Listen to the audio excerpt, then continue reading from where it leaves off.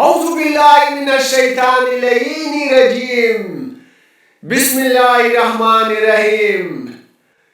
امام علی علیہ السلام نے فرمایا غصے کو پی جاؤ کہ نتیجے کے لحاظ سے میں نے اس سے میٹھا اور اختتام کے لحاظ سے اس سے لذیذ گونٹ نہیں دیکھا۔ اپنا کردار بنانے میں اتنا مشغول ہو جاؤ کہ دوسروں پر تنقید کرنے کا وقت ہی نہ ملے۔ اچھے لوگوں کا تمہاری زندگی میں آنا تمہاری قسمت ہوتی ہے اور انہیں سنبھال کر رکھنا تمہارا ہنر۔ صبر ایک ایسی سواری ہے جو اپنے سوار کو گرنے نہیں دیتی، نہ کسی کے قدموں میں اور نہ کسی کی نظروں سے۔ اگر کوئی آپ کی فکر کرتا ہے تو اس کی قدر کرو، کیونکہ دنیا میں تماشائی زیادہ اور فکر کرنے والے بہت کم ہوتے ہیں۔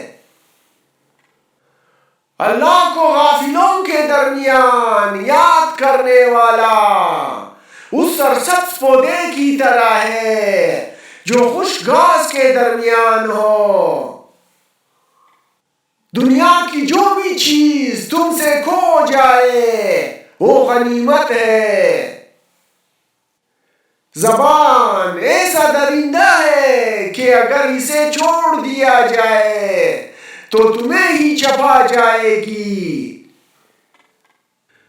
امام علی علیہ السلام سے شام کی جانب روانہ ہوتے وقت مقام انبار کے زمینداروں کا سامنا ہوا تو وہ آپ کو دیکھ کر پیادہ ہو گئے اور آپ کے سامنے دوڑنے لگے۔ آپ علیہ السلام نے فرمایا یہ تم نے کیا کیا؟ انہوں نے کہا کہ یہ ہمارا عام طریقہ ہے جس سے ہم اپنے حکمرانوں کی تعظیم بجا لاتے ہیں۔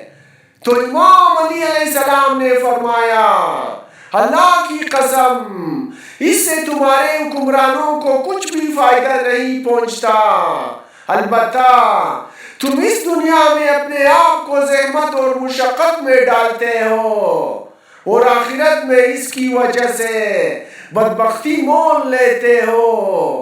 وہ مشقت کتنی گھاٹے والی ہے جس کا نتیجہ سزائے اخروی ہو، اور وہ راحت کتنی فائدہ مند ہے جس کا نتیجہ دوزخ سے امان ہو۔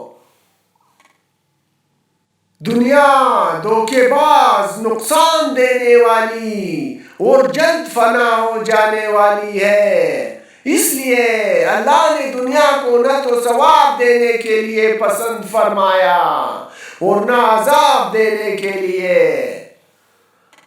عقل مند اگر خاموش رہے تو قدرت الہی میں فکر کرتا ہے، اور جب نگاہ اٹھا کر دیکھے تو عبرت حاصل کرتا ہے۔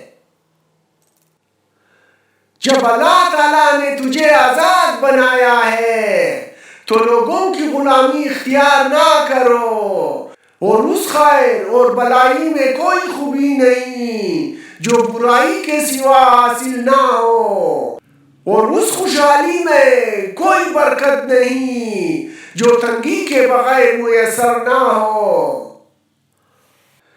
نیک کام کرنے والے کو لازم پکڑو اور ان کے کرنے میں جلدی کرو، ورنہ دوسرے ایسے لوگ آئیں گے جو ایسے کاموں کے زیادہ سزاوار اور اہل ہوں گے۔ اے نصیحت سننے والے، اپنی غفلت کی مستی سے ہوش میں آ۔ دنیا کے جمع کرنے میں اپنی جلد بازی کو مختصر کر، آخرت کے کاموں کے لیے اپنی پیٹھ کو محفوظ باندھ لے، وہاں کے عذاب سے چوکنا رہے، اور اپنی قبر کو یاد رکھ کہ ایک نہ ایک دن تیرا وہاں سے گزر ضرور ہوگا۔ ایسے بہت سے لوگ ہیں جو حق سمجھتے ہیں مگر مانتے نہیں، اور ایسے بہت سے لوگ ہیں جو علم رکھتے ہیں مگر اس کے مطابق عمل نہیں کرتے۔